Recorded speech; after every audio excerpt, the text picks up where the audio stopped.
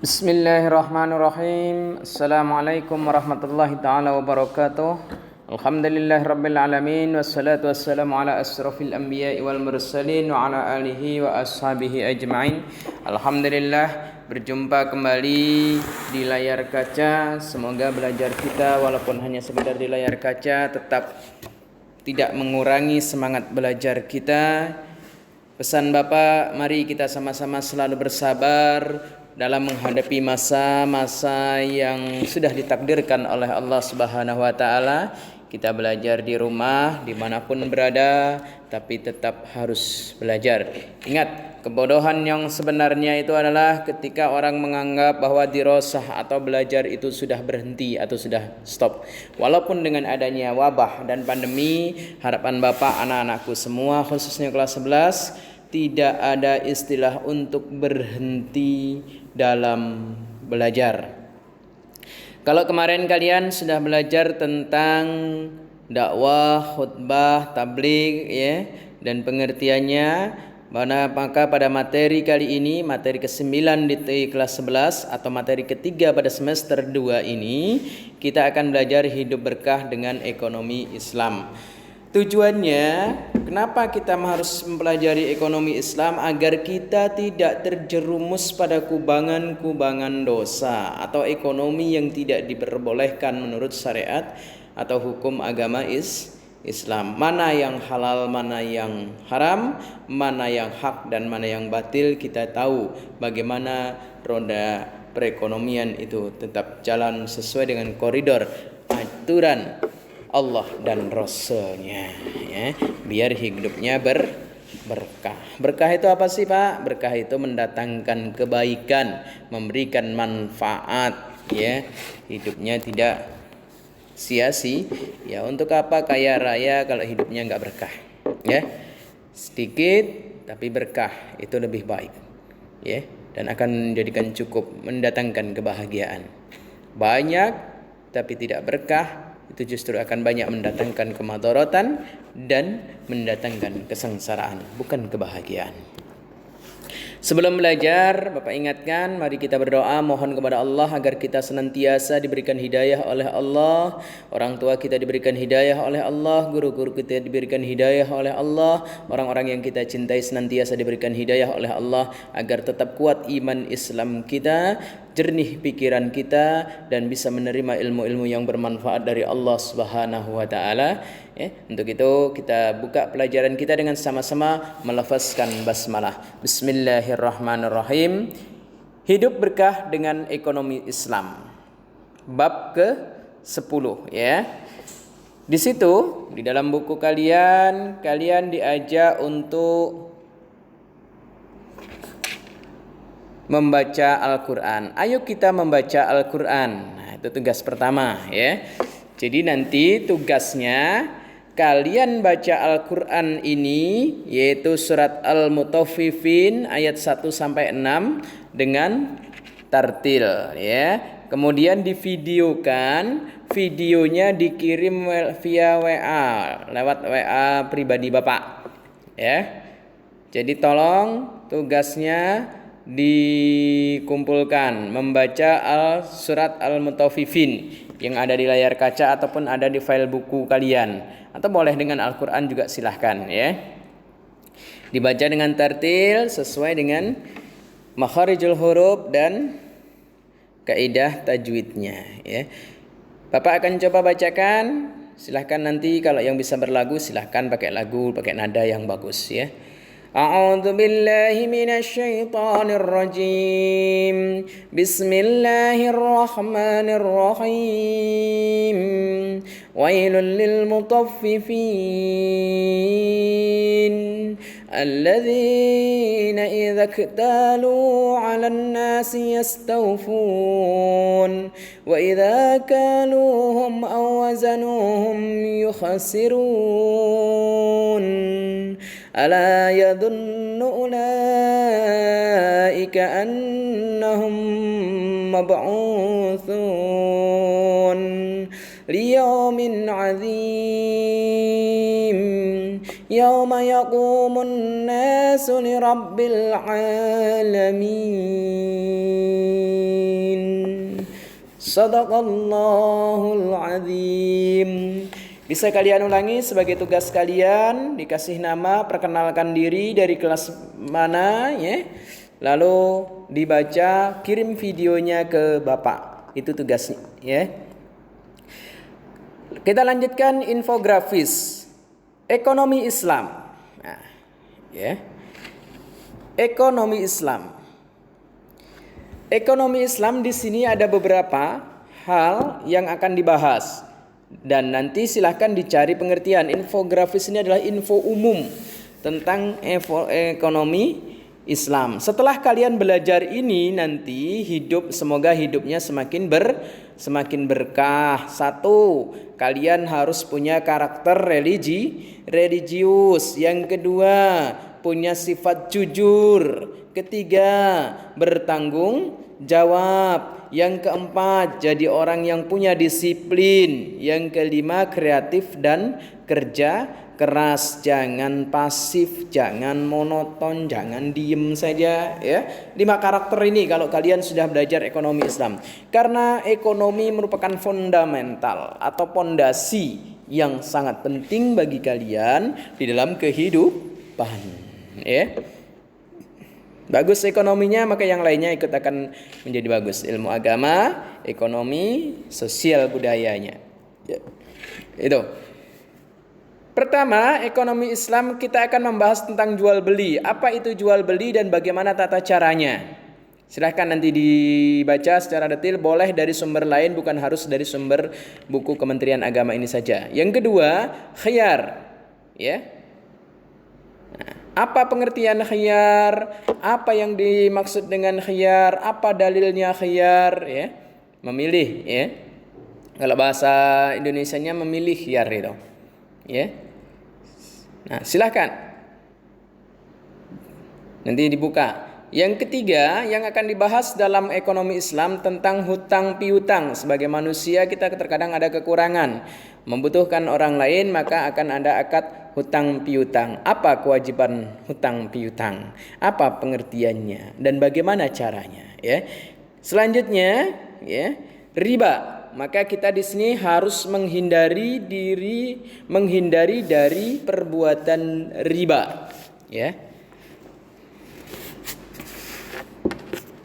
Riba itu adalah sesuatu yang diharamkan oleh Allah. Cara-cara yang diharamkan, cara-cara untuk memperoleh tambahan harta atau ekonomi, perbuatan ekonomi yang tidak diperkenankan dan diharamkan oleh Allah Subhanahu wa taala. Ya, antara jual beli dengan riba ini bedanya tipis. Dalam satu ayatnya dikatakan innamal bai'u mithlur riba. Sesungguhnya jual beli itu seperti riba, mirip sekali. Bedanya sangat tipis. Wa halallahu al-bai'a wa harramar riba. Allah menghalalkan jual beli, mengharamkan riba, tapi hukumnya sangat jauh. Jual beli halal, riba itu haram. Lanjut, sewa menyewa. Ada caranya diatur dalam Islam. Ya. Hutang piutang, khiyar, jual beli agar tidak jatuh pada riba. Lalu sewa menyewa, bagaimana hukumnya, bagaimana caranya, diatur semuanya. Setelah sewa menyewa ada kerjasama yang disebut dengan sirkah. Kerjasama ada pemodal, ada pemilik modal. Bagaimana caranya, bagaimana berapa bagian atau jenisnya, apa saja jenis sirkah itu, kerjasama. Kemudian ekonomi yang selanjutnya ada perbankan syariah. Ya. Nah, ada bank syariah itu seperti apa? Ya, apa hanya sekedar istilahnya tapi prakteknya sama dengan konvensional atau bagaimana? Itu nanti kita bahas ya. Berikutnya terakhir ya, itu asuransi syariah. Ada asuransi syariah. Kalau di negara kita ada sukuk ya. Sukuk, ada itu asuransi syariah negara ya. Nah, ini ekonomi Islam. Setelah kita belajar ekonomi Islam ini, kalian harus punya sikap religius, jujur, tanggung jawab, ya, disiplin, kreatif, dan kerja keras agar hidupnya semakin berkah. Coba lihat, amatilah gambar di bawah ini. Nah, di situ ada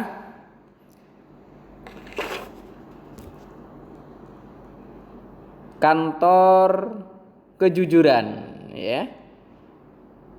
Ya, terus bayar secara jujur tanpa ada kasirnya untuk testernya. Belinya berapa? 20.000, bawa uangnya 50.000, ngambil kembaliannya berapa? 40 atau 30, ya.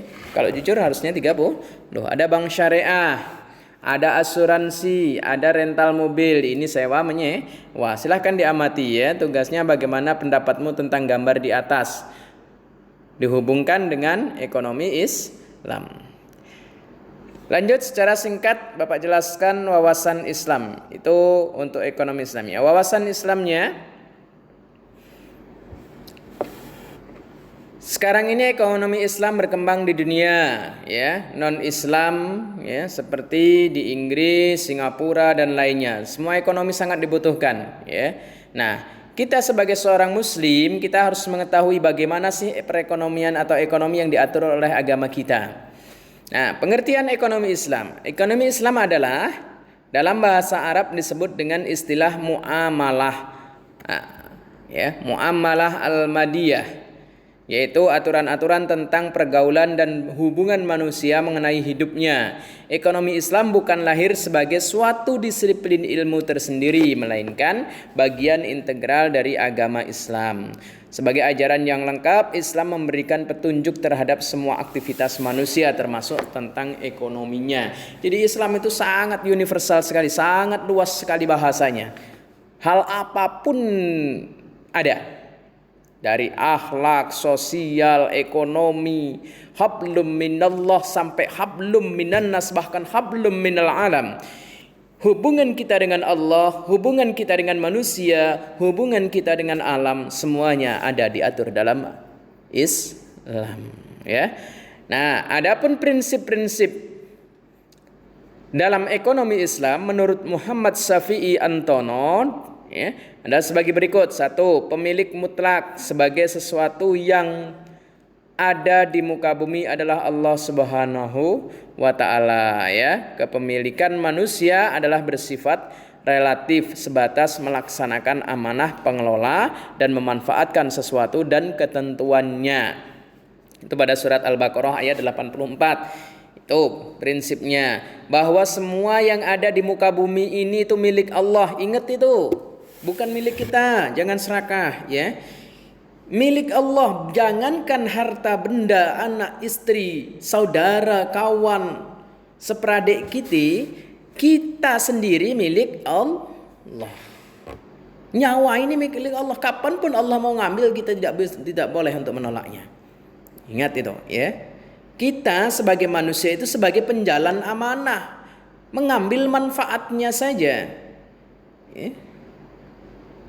Motor kita, ya, kita ambil manfaatnya untuk mempermudah perjalanan kita. Sewaktu-waktu kau terjadi hal-hal yang tidak kita inginkan atas izin Allah dan ketentuan Allah, terjadi tabrakan, hancur motor kita, berantakan, tidak bisa dipakai lagi. Oh, itu sudah berarti sudah bukan milik kita. Kita kan cuma mengambil manfaatnya saja, ya, hanya sekedarnya saja, ya.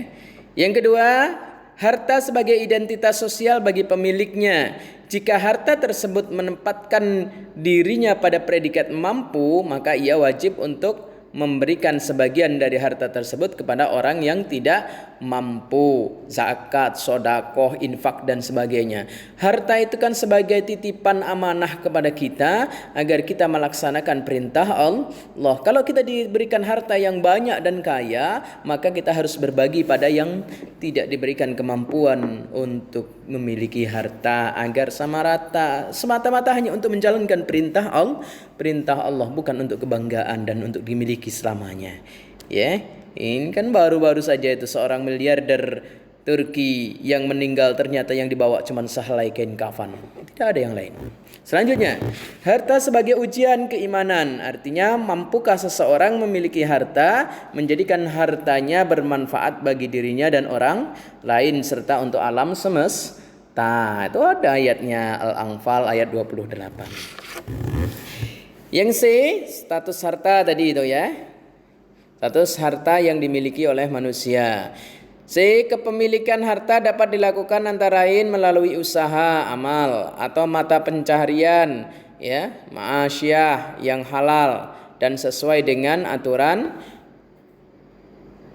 ya, Al-Quran, aturan Allah dan Rasulnya. Dilarang mencari harta, berusaha atau bekerja yang dapat melupakan kematian, melupakan zikrullah, contohnya melupakan sholat dan zakat. Ya jangan, kita bekerja ada waktunya, makanya sholat 5 waktu. Ya, agar kita tidak keasikan bekerja, lalai terhadap perintah Allah. Ingat, hidup itu bukan untuk makan, tapi makan untuk hidup. Pesan guru bapak dulu seperti itu. Hidup itu bukan untuk makan. Ingat ya. Nah, kata-kata yang mudahnya begini. Makan itu untuk hidup, bukan hidup untuk makan. Kalau kamu hidup untuk makan, tidak ada bedanya dengan hewan. Hidupnya hanya sekedar untuk makan. Kita manusia berbalik. Makan untuk hidup. Kita makan sekedarnya saja untuk mempertahankan hidup. Agar apa? Agar bisa mengabdikan diri kepada Allah, agar bisa berbakti kepada kedua orang tua, agar bisa berguna bagi bangsa dan negaranya, untuk bekal amal-amal itu nanti, untuk bekal di kehidupan yang abadi, yaitu di akhirat sana. Bukan sibuk hidupnya untuk mencari makan dan makanan yang enak saja, bukan ya. Itu prinsip ekonomi dalam Islam. Dalam pembahasan ekonomi Islam yang akan dipelajari adalah beli, jual beli, khiyar, riba, utang piutang, sewa menyewa, syirkah, perbankan syariah, dan asuransi syariah. Pesan Bapak silahkan dibaca terlebih dahulu. Kalau sudah dibaca, ada yang tidak paham, nanti silahkan ditanyakan langsung ke Bapak. Kita lanjutkan video ini pada pertemuan berikutnya. Ingat tugas tadi, baca surat Al-Mutaffifin ayat 1 sampai 6 ya. Itu divideokan, kirim ke WA pribadi Bapak. Nomor WA Bapak 082321858811. Diingat ya, jangan lupa tugasnya. Terima kasih. Kalau tidak sesuai dengan harapan, mohon maaf yang sebesar-besarnya. Kita akhiri belajar kita dengan sama-sama melafazkan hamdalah. Alhamdulillahirabbil alamin. Wabillahi taufik wal hidayah. Wassalamualaikum warahmatullahi wabarakatuh.